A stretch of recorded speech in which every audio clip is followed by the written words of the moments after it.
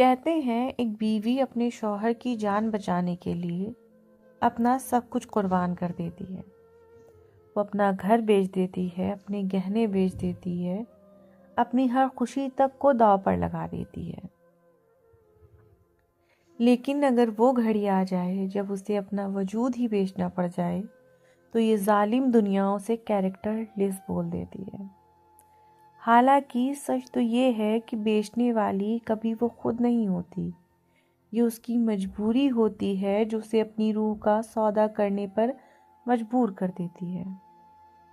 जिस इंसान को हम बदकिरदार कहते हैं वो बिला इरादा कभी नाजायज़ काम नहीं करता, बल्कि ये उसकी अजीम मजबूरी होती है जो उसे अपनी इज्जत नफ्स और ज़मीर को दांव पर लगाने के लिए मजबूर करती है।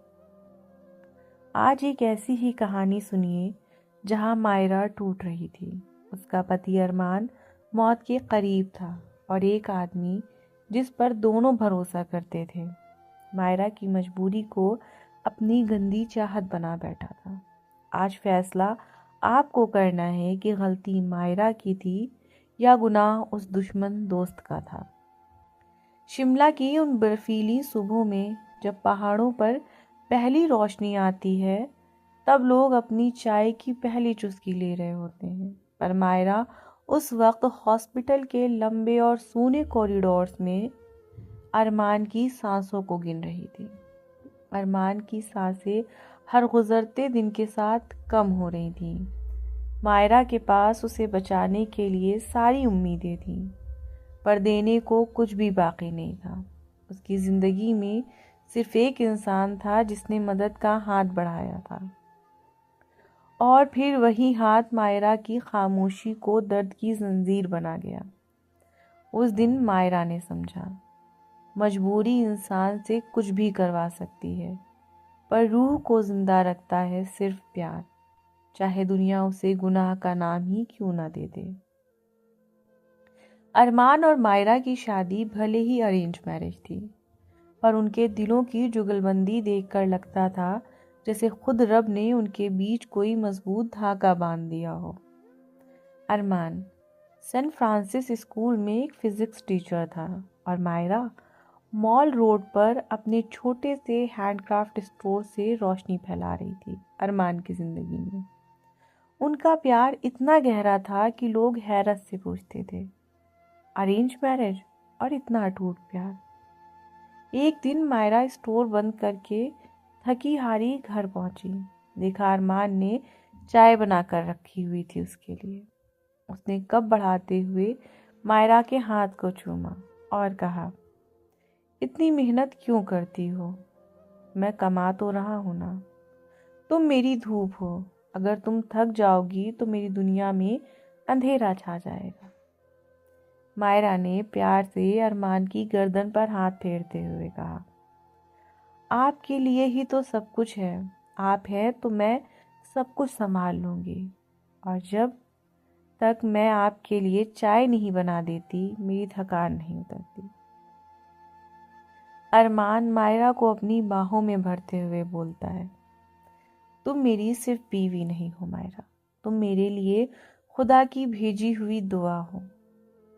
ये उनका रोज का दस्तूर था जिसने उनके प्यार को इबादत के जैसा पाक बना दिया था। उनकी इस छोटी सी दुनिया में अरमान का एक और हिस्सा था, उसके बचपन का दोस्त सागर। सागर अरमान और मायरा दोनों को अपने परिवार की तरह मानता था। अक्सर तीनों वीकेंड पर मिलते।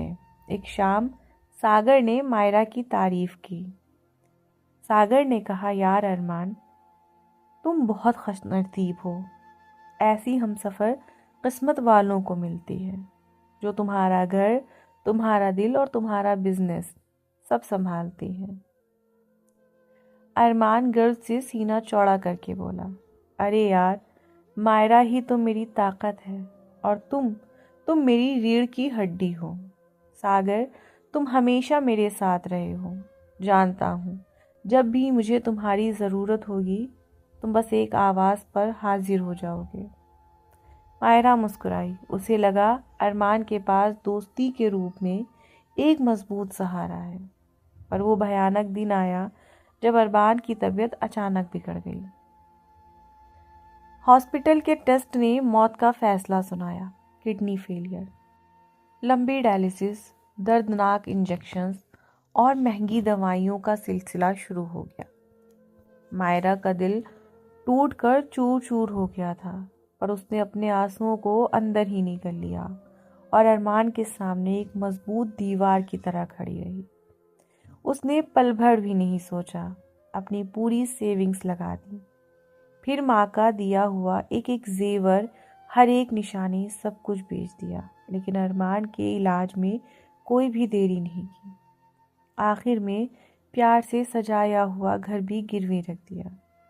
पर अरमान की बीमारी का खर्चा एक दरिया की तरह था जो रुकने का नाम ही नहीं ले रहा था। मायरा अब टूटे हुए शीशे जैसी थी। सुबह से रात तक वो अरमान के ट्रीटमेंट में लगी रहती। स्टोर को नुकसान हो रहा था। हर गुजरते दिन के साथ अरमान की सांसें और मायरा की हिम्मत दोनों कम होती जा रही थी। रात के अंधेरे में जब अरमान दर्द से कराह कर उठ बैठता तो मायरा उसे सीने से लगा लेती। उसकी पीठ सहलाती हुई खामोशी से रोती रहती, लेकिन अरमान को एहसास भी नहीं होने देती। और वो खुद से ही कहती, कसम खाती, मैं तुम्हें कुछ नहीं होने दूंगी अरमान, मैं हार नहीं मानूंगी, कभी नहीं। 6 महीने गुजर चुके थे अरमान के इलाज को, लेकिन कोई भी दवा असर नहीं कर रही थी। हालत दिन ब दिन गुजरती जा रही थी।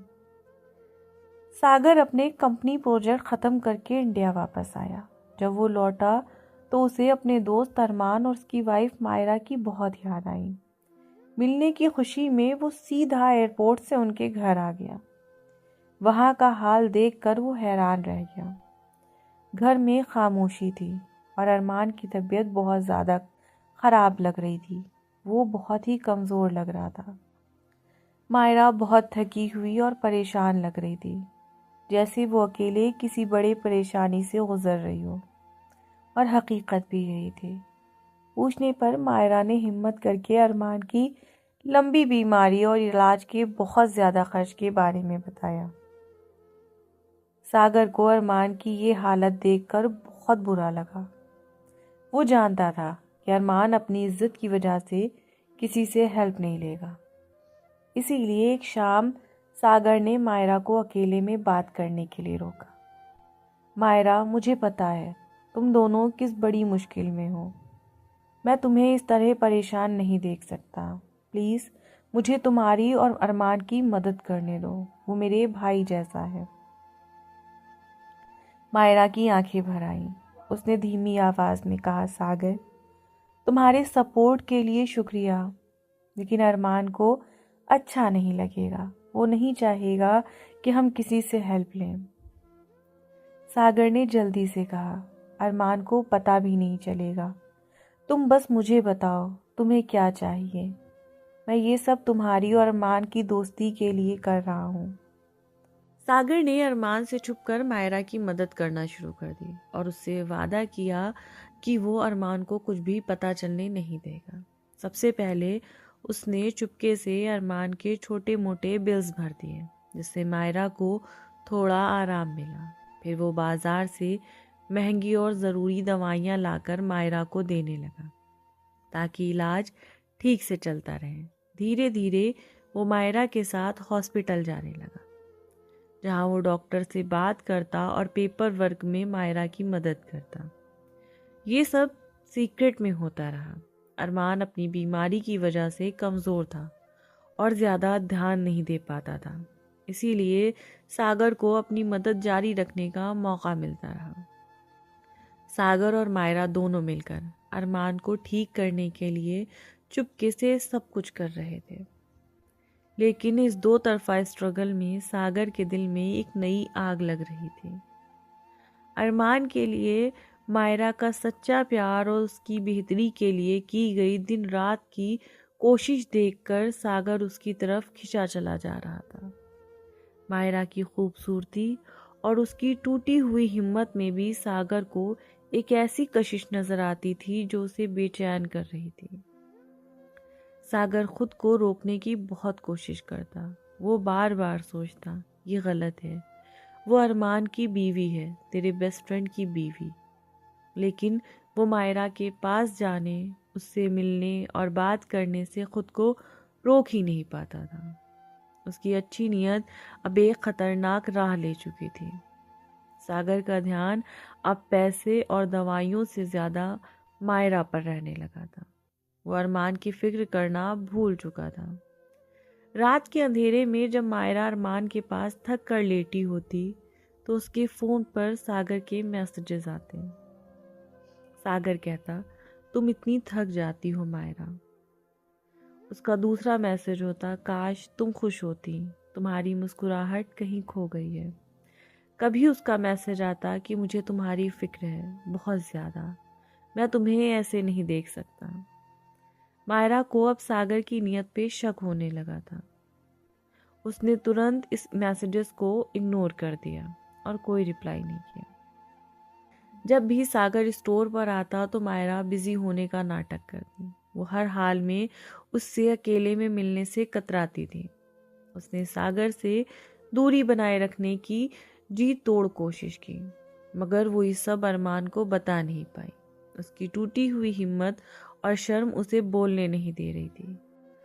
वो ये जानती थी कि ये बात अरमान के कमज़ोर होते हुए दिल पर बिजली गिरा देगी और अरमान को कभी भरोसा नहीं होगा कि उसका बेस्ट फ्रेंड उसकी बीवी के साथ ऐसा कर सकता है।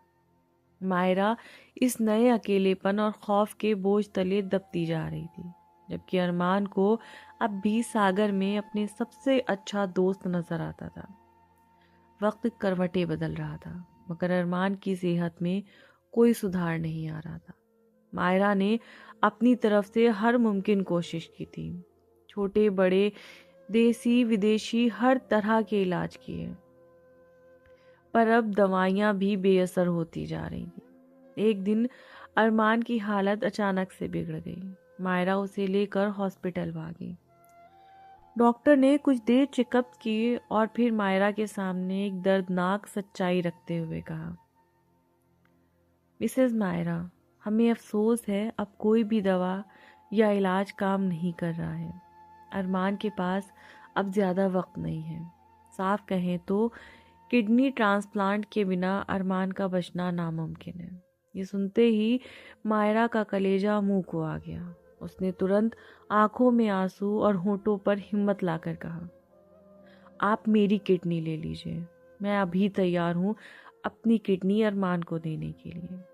मायरा के मुंह से अपने किडनी डोनेट करने की बात सुनकर सागर तेजी से उसके पास आया और घबराहट में उसका हाथ पकड़ लिया। सागर ने फिक्र से भरी आवाज में कहा, मायरा, ये तुम क्या कह रही हो? क्या तुम होश में हो? रुक जाओ, इतना बड़ा फैसला तुम एक पल में कैसे ले सकती हो? तुम्हारे सामने पूरी जिंदगी है। मायरा, खुद को खतरे में मत डालो। मायरा ने झटके से अपना हाथ छुड़ा लिया। उसकी आंखों में बेचैनी और गुस्सा था। मायरा ने आंखों में गुस्सा और आवाज में नाराजगी दिखाते हुए कहा, मेरी जिंदगी? तुम्हारी नज़र में मेरी जिंदगी की क्या वैल्यू है? जिस जिंदगी में अरमान नहीं होगा वो जिंदगी मेरे किस काम की? तुम समझ क्यों नहीं रहे हो कि मैं उसे मरने नहीं दे सकती? सागर आगे बढ़ते हुए नर्म लहजे में बोला, मैं समझ रहा हूँ मायरा, पर तुम्हारी हिफाजत करना भी मेरी जिम्मेदारी है। अगर तुम वीक हो गई, तुम्हारी हेल्थ खराब हो गई, तो अरमान का ख्याल कौन रखेगा? देखो मायरा, जज्बाती मत बनो, तुम पहले अपने बारे में सोचो। मायरा की आवाज में अब तेजी थी। अपना सोचूं? जब मेरा पति सांसों के लिए लड़ रहा है तो मैं अपने बारे में कैसे सोच सकती हूँ? तुम्हारी ये केयर मुझे अब सही नहीं लग रही सागर। तुम इसमें इतना इंटरफेयर क्यों कर रहे हो? सागर के चेहरे पर मायूसी और बेचैनी थी। उसने देखा कि मायरा बिल्कुल बेकाबू हो चुकी है। उसने मायरा को शांत करने और उससे जिंदगी की हकीकत समझाने की एक आखिरी कोशिश की, जिससे मायरा का गुस्सा भड़कना तय था। सागर बहुत धीरे से मायरा की आंखों में देखते हुए बोला, मायरा, सिर्फ अरमान की नहीं, मैं तुम्हारी खुशी की भी बात कर रहा हूँ, तुम्हारी भी ज़िंदगी की बात कर रहा हूँ। तुम बहुत हिम्मत वाली हो, तुम अकेले भी सब कुछ हैंडल कर सकती हो। अगर कोई बड़ी मुश्किल आती है तो तुम्हें मजबूत रहना होगा ताकि तुम आगे बढ़ सको।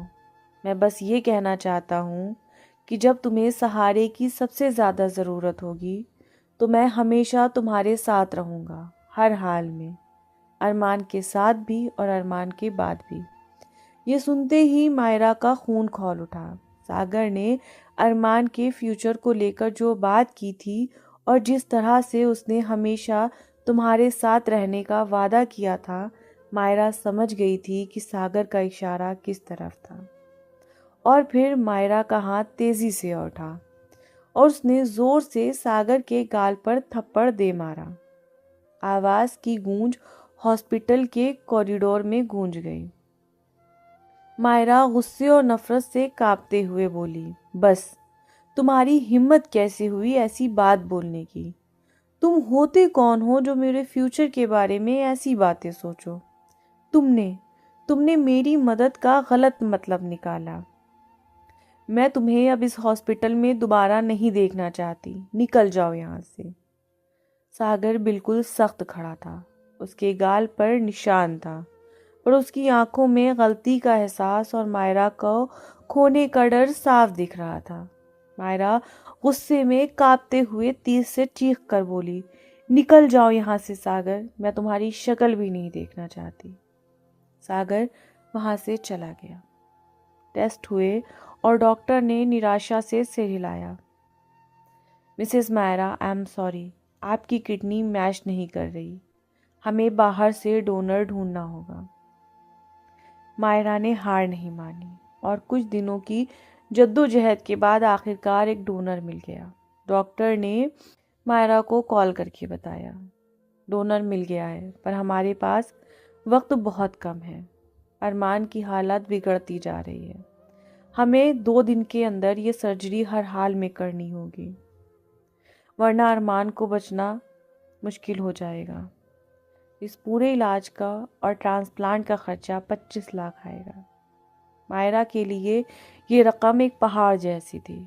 उसका दिल धड़ाम से नीचे गिर गया। अरमान की सांसों की कीमत अब 25 लाख थे। हॉस्पिटल के कॉरिडोर में मायरा की सांसें नहीं, बल्कि उसकी ज़िंदगी रुकने लगी थी। उसने अपने छोटे मोटे दोस्तों के आगे हाथ फैलाया, सिर्फ 2 दिन का वक्त है। दोस्तों ने मजबूरी से सर झुकाया। इतने ज़्यादा पैसे कहाँ से दे मायरा? स्टोर ओनर्स और लोन एजेंट्स सब ने वक्त की कमी का हवाला देकर उसे ठुकरा दिया। बैंक ने भी उसे कोई लोन नहीं दिया। मायरा पूरे शहर में एक तूफान की तरह घूम रही थी, हर दरवाजे पर दस्तक दे रही थी, हर जगह से उसे सिर्फ मायूसी मिली। रात के 2 बज चुके थे, बर्फ तेजी से गिर रही थी और मायरा फुटपाथ पर अकेले बैठी थी। ठंड उसके जिस्म से ज्यादा उसकी रूह में घुस चुकी थी। मायरा बर्फ में देखते हुए सिसकते हुए बोली, अरमान, मैं तुम्हें खोने का सोच भी नहीं सकती। मेरी किस्मत में इतना दर्द क्यों है? कोई तो हेल्प कर दे, बस एक बार। तुम ठीक हो जाओ, मुझे और कुछ नहीं चाहिए। उसकी आंखों के आंसू बर्फ के टुकड़ों में मिलते जा रहे थे। उसके दिमाग में बस एक ही नाम गूंज रहा था, सागर। अगली सुबह से पहले मायरा टूटे हुए कदमों से सागर के ऑफिस पहुंची। उसने अपने आंसू पोंछे, मगर उसकी आंखों में गम का समंदर था और आवाज में डर और बेबसी की लर्जिश थी। सागर अपनी कुर्सी पर चैन से बैठा था, जैसे वो इस पल का इंतजार कर रहा हो। मायरा मन मार कर धीमी सी आवाज में बोली, सागर, आई एम सॉरी, लेकिन मुझे पैसे चाहिए। सागर ने बहुत ही बेबाकी से और बहुत ठंडे ही लहजे में पूछा, कितना पैसा? मायरा, 25 लाख। सागर ने बहुत ही ठंडे लहजे में पूछा, मैं क्यों दूं इतना पैसा तुम्हें मायरा? मायरा रोते हुए बोली, सागर मेरा अरमान, वो वो मर जाएगा सागर। सागर कुछ पल तक उसकी टूटी हुई शक्ल को देखता रहा। उसकी आंखों में दर्द नहीं था, बल्कि एक शिकार को देखने वाली चमक थी जो अब जाल में फंस चुका था। सागर एक सर्द और पत्थर जैसी मुस्कान के साथ बोला, मैं मदद कर दूंगा मायरा। तुम जानती हो मैं तुम्हारी हर ज़रूरत पूरी कर सकता हूँ। पूरे 25 लाख मैं तुम्हें अभी दे सकता हूँ। मायरा के चेहरे पर एक छोटी सी उम्मीद आई जो अगले ही पल टूट गई। सागर आगे झुका और धीरे से बोला, पर एक शर्त होगी। मायरा का दिल सहम गया, जैसे किसी ने उसके अंदर की रोशनी बुझा दी हो। उसने डरते हुए जोर लगाकर, पूरी हिम्मत लगाकर उससे कहा, कैसी शर्त सागर? सागर अपनी कुर्सी से उठा, सीधा उसके पास आया। उसने मायरा की आंखों में देखा और उसकी कमजोरी का फायदा उठाते हुए उसके कानों में धीरे से कहा। सागर ने कहा, बदले में तुम मेरी हो जाओगी। तुम वो सब कुछ करोगी जो मैं चाहता हूँ। मुझे तुम चाहिए और मैं तुम्हें अरमान के पूरे इलाज का खर्चा दे दूंगा। मायरा का पूरा जिस्म कांप गया। उसका दिमाग सुन्न हो गया। उसके सामने अरमान की जिंदगी थी और बदले में उसे अपनी इज्जत बेचनी थी। उसने अरमान के लिए अपने प्यार की आखिरी ताकत इकट्ठा की। उसने सोचा कि वो कभी नहीं झुकेगी। उसका हाथ फिर उठा और एक जोर का थप्पड़ सागर के गाल पर पड़ा।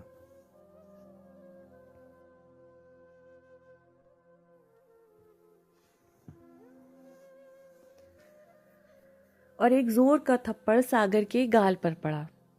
मायरा जोर से चीखते हुए बोली, तुम गिरे हुए आदमी हो। तुम दोस्ती के नाम पर एक धब्बा हो। तुम मेरे पति की बीमारी का फायदा उठा रहे हो। तुम इंसान नहीं हो। सागर ने थप्पड़ खाकर भी सिर्फ एक ठंडी हंसी हंसी। उसके चेहरे पर गुस्सा नहीं, बल्कि जीत की चमक थी। सागर अपना गाल सहलाते हुए आहिस्ता से बोला, तुम चली जाओगी मायरा, लेकिन जब तुम शाम को अरमान को मरते हुए देखोगी तो तुम्हें मेरा नंबर याद आएगा। सोचो, तुम्हारे पास आज की शाम है। अगर तुमने देर की तो क्या तुम अरमान को बचा पाओगी? और क्या है तुम्हारे पास कोई ऐसा जो तुम्हें 25 लाख एक बार में दे दे? मायरा ने गुस्से और आंसुओं से भरी आंखों से उसे देखा। सागर आहिस्ता से लेकिन जोर देते हुए बोला, पैसे कहाँ से लाओगी मायरा? वक्त निकल रहा है। अरमान बच जाएगा अगर तुम हाँ कर दो, क्योंकि मेरे सिवा कोई भी ऐसा नहीं है जो तुम्हारी मदद कर दे। मायरा उस ऑफिस से तूफान की तरह भागी। उसने फिर से पूरी रात पैसों के लिए लड़ाई लड़ी। उसने हर दरवाज़ा खटखटाया, हर गली में रोई, गुजारिश की, माफ़ी मांगी। उसका ज़मीर उसे ये घटिया सौदा नहीं करने दे रहा था, पर पैसे नहीं मिले। वहाँ सिर्फ मायूसी और सर्द हवा थी। सुबह के 5 बज चुके थे। मायरा अभी भी सड़कों पर भटक रही थी कि हॉस्पिटल से एक डरावना फ़ोन आया। पेशेंट क्रिटिकल है, फंड्स जल्दी लाओ, अब ज़्यादा वक्त नहीं है। अरमान कोमा में चला गया है। अगर फौरन ऑपरेशन नहीं हुआ तो वो नहीं बचेगा। मायरा आईसीयू की तरफ दौड़कर पहुंची। उसका दिल उसके सीने में धड़क नहीं रहा था, बल्कि टूट रहा था। अरमान की सांसें टूट रही थीं। मॉनिटर की बीप तेज हो रही थी, जैसे वक्त भाग रहा हो। उसने अरमान का ठंडा हाथ पकड़ा और फूट फूट कर रो पड़ी। मायरा सिसकते हुए ठंडे हाथ पर आंसू गिराते हुए बोली, अरमान, मैं तुम्हें नहीं खोना चाहती। मैं कुछ भी कर जाऊंगी, हर हद से गुजर जाऊंगी, लेकिन मैं तुम्हें मरने नहीं दूंगी। उस पल मायरा का इश्क जीता, लेकिन उसकी इज्जत और ज़मीर हार गए। उसने फैसला कर लिया कि अरमान की सांसें उसकी इज्जत से ज़्यादा कीमती नहीं थीं। उसने कांपते हुए हाथों से फ़ोन उठाया। स्क्रीन पर सागर का नाम देखते ही उसकी आंखों से आंसू गिरने लगे। उसने हिम्मत करके नंबर डायल किया। उसकी आवाज़ टूटी हुई थी, एक लाश जैसी जिसमें कोई जान नहीं थी। मायरा ने बेजान सी आवाज़ में कहा, सागर, तुम्हारी शर्त मंजूर है मुझे, लेकिन मुझे पैसे अभी चाहिए। सागर ने ये सुनकर खुशी से पैसे देने का वादा किया और उसी भयंकर रात को मायरा की मजबूरी का फ़ायदा उठाया। मायरा टूट गई, अंदर से बिखर गई। ट्रांसप्लांट सक्सेसफुल हुआ, ऑपरेशन कामयाब रहा। अरमान धीरे धीरे ठीक होने लगा, गोया उसे नई जिंदगी मिली हो। हॉस्पिटल में जब वो मायरा का हाथ पकड़कर मुस्कुराया, मायरा की आंखें रो पड़ती। उसके दिल में हर पल एक बात चलती। मायरा का दिल दर्द में कहता, अरमान, मैं तुम्हारी थी, तुम्हारी हूँ, पर तुम्हें बचाने के लिए मुझे टूटना पड़ा। मायरा को खुशी थी कि अरमान जिंदा है और अब ठीक है, पर हर बार जब वो उसे देखती तो उसे अंधेरी रात और उस घटिया सौदे की याद आती। उस रात के बाद मायरा सिर्फ एक खाली जिस्म रह गई थी।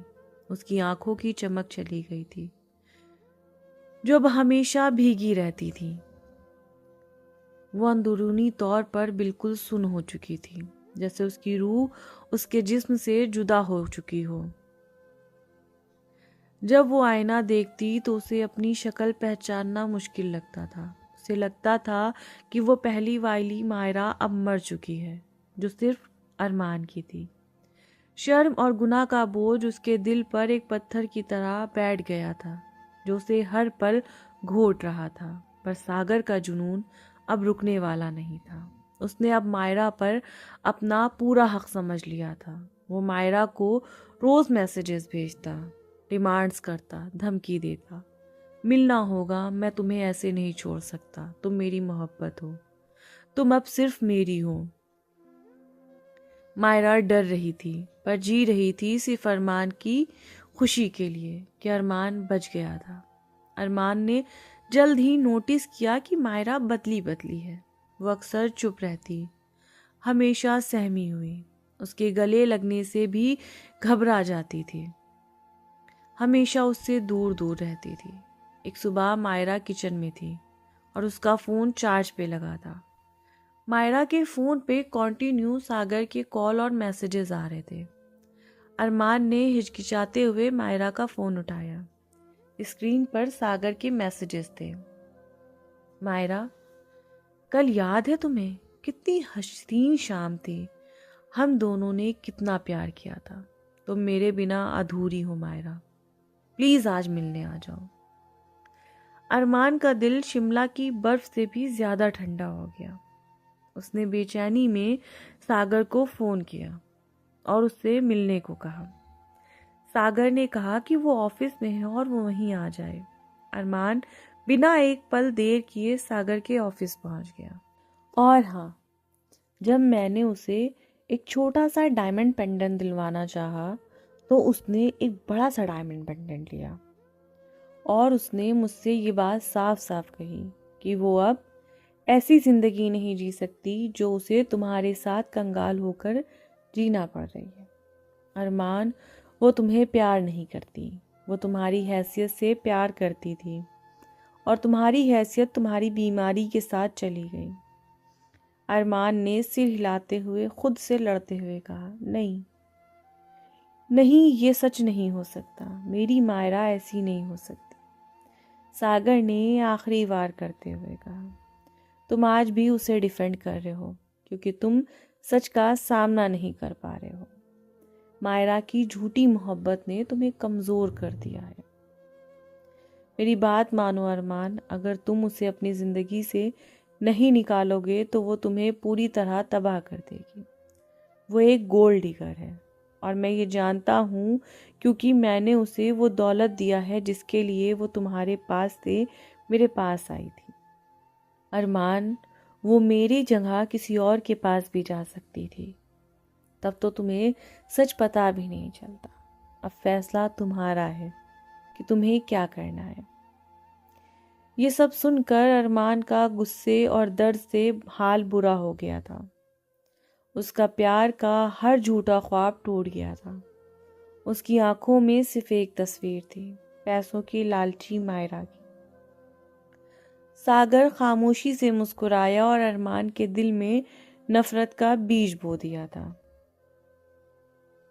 अरमान सीधा घर पहुंचा। उसका चेहरा आग की तरह था। उसने मायरा की एक भी बात सुने बिना उस पर चिल्लाना शुरू कर दिया। निकल जाओ मेरे घर से मायरा, मैं तुम्हारी शक्ल भी नहीं देखना चाहता। तुम एक पैसों की लालची और चालाक औरत हो। तुमने मेरे प्यार का फायदा उठाया है, मेरी बीमारी का फायदा उठाया। मायरा उसके सामने कदमों में गिर पड़ी। उसका दिल टूटी आवाज में चीखा, अरमान, वो मजबूरी थी मेरी। मैं टूट रही थी क्योंकि अरमान की आंखों में शक और नफरत थी। उसने उसे जमीन से उठाया तक नहीं और बेरहमी से उसने कहा, मजबूरी? अगर तुम्हें सागर के पास ही रहना था, अगर तुम्हें पैसों से ही प्यार था, तो तुमने मुझे मरने क्यों नहीं दिया? मेरी बीमारी से मरने में मेरी आसान मौत थी मायरा। तुमने मुझे जिंदा रखा ताकि तुम मुझे ऐसे तड़पा तड़पा कर रोज आहिस्ता आहिस्ता मार सको। मायरा ने अपनी बात कहने की कोशिश की, लेकिन अरमान ने मायरा की कोई बात नहीं सुनी। उसने मायरा को धक्का दिया और उसे दरवाजे तक ले गया और उसे दरवाजे से बाहर धक्का देते हुए कहा, दफा हो जाओ, ये मेरा घर है और तुम्हें यहाँ रहने का कोई हक नहीं। मायरा जमीन पर बैठी फूट फूट कर रो रही थी। उसका सच हार गया था। अरमान ने दरवाजा बंद कर दिया। मायरा को उस सर्द रात में अकेला छोड़कर वो अपने घर में सुकून से बैठा था। उसकी सारी कुर्बानी एक झूठे इल्जाम के नीचे दफन हो गई थी। अरमान के दरवाजा बंद करते ही मायरा बर्फ में गिरती हुई, टूटती हुई पूरी रात शिमला की ठंडी सर्दी में भटकती रही। उसकी आंखों में तपते हुए आंसू, दिल में अरमान का दर्द और रूह में अपने ज़मीर का पछतावा था। तभी पीछे से सागर की आवाज़ आई। सागर शिकारी की तरह हंसकर बोला, कहाँ जाओगी मायरा? अब तो तुम मेरे पास ही आओगी। अरमान ने तुम्हें हमेशा के लिए छोड़ दिया। मायरा पलटी। इस बार उसकी आंखों में डर नहीं था, सिर्फ ठंडी आग थी जिसमें अभी चिंगारी बाकी थी। उसका दिल टूट चुका था, इसलिए अब उसके पास खोने को कुछ नहीं था। मायरा अपने हर लफ्ज में जहर घोल कर बोली, सुन लो सागर, अब मेरे पास कुछ भी खोने को नहीं है। अरमान बच गया, मैंने अपनी प्यार की जिंदगी बचा ली। वो सच जान कर मुझे छोड़ चुका है और मैं अब तुमसे नहीं डरती। मायरा चीख कर बोली, एक मजबूर औरत को दबाना तुम्हारी जीत नहीं थी, वो तुम्हारा सबसे बड़ा गुनाह था। मैं तुम्हारे पास पैसों के लिए नहीं आई थी, सांसों के लिए आई थी, अरमान की सांसों के लिए। और तुम्हारी ये गंदी सोच कभी पूरी नहीं होगी। मैं कभी तुम्हारी नहीं हो सकती। सागर ने उसे जबरन पकड़ने की कोशिश की, लेकिन मायरा ने उसके हाथ को झटका और दूर भागने लगी। मायरा ने 2-3 घंटे तक उससे जंग लड़ी। उसने सागर की आंखों में देखा जुनून था, प्यार नहीं। मायरा ने आखिरी फैसला किया। उसने दौड़ना शुरू किया और एक गहरी खाई की तरफ बढ़ गई। मायरा ने खुद से कहा, जब मैं अरमान की नहीं हो सकती तो मैं किसी और की भी नहीं हो सकती। मेरी कुर्बानी और मेरी इज्जत दोनों का यही आखिरी किनारा है। सागर उसे देखता रह गया और जब उसने देखा कि मायरा सच में कूदने वाली है, सागर का दिल सहम गया। उसका जुनून टूट गया था। उसे रियलाइज हुआ कि उसके प्यार में मायरा के इश्क के सामने कितनी कमजोरी थी। उसका इश्क मायरा के प्यार के सामने कितना छोटा था। सागर ने चिल्लाते हुए, टूटते हुए कहा, रुक जाओ मायरा प्लीज, मैं जा रहा हूं। मैं अब तुम्हारे और अरमान के बीच कभी नहीं आऊंगा। सागर सीधा वहां से अरमान के घर गया। सागर टूटे हुए लहजे में आंसुओं के साथ बोला, अरमान प्लीज एक बार मेरी बात सुन लो।